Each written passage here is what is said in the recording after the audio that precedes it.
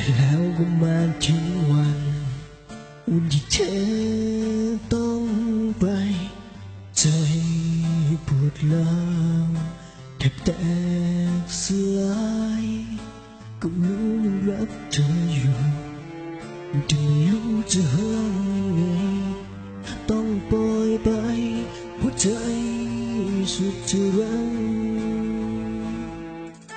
ก็เธอเข้ามาเปลี่ยนความเป็นฉันแล้วทุกสิ่งมันไม่จริงที่เธอจะจากไปหัวใจเจ็บปวดแค่ไหนไม่เคยรู้เก็บไว้อยู่ลึกข้างในอีกนานไหมอีกเมื่อไรถึงจะเธอจะผ่านคืนนี้ไง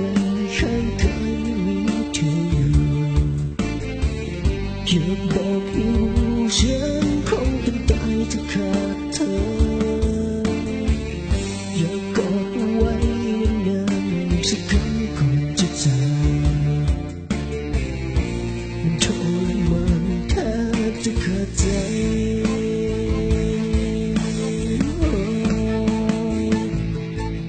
บอกฉันหน่อยได้ไหมก่อนที่เธอจะจากไปก่อนที่ลมหายใจฉันจะสิ้นสุดวันนี้เคยรักฉันบ้างไหม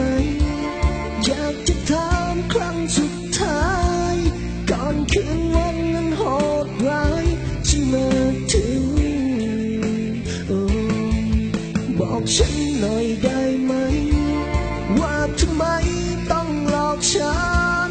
จะไม่รักก็บอกกันตั้งแต่วันนั้นอยากฝันจะได้หัวใจ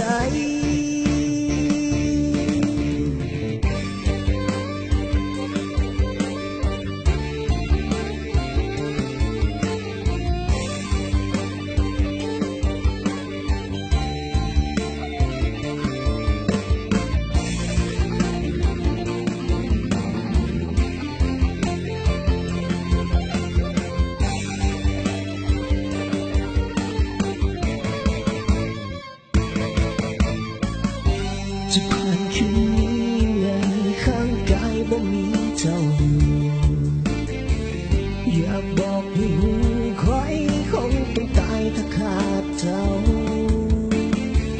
โอบกอดเอาไว้นานๆสักครั้งก่อนจะจากมันทรมานแทบจะขาดใจ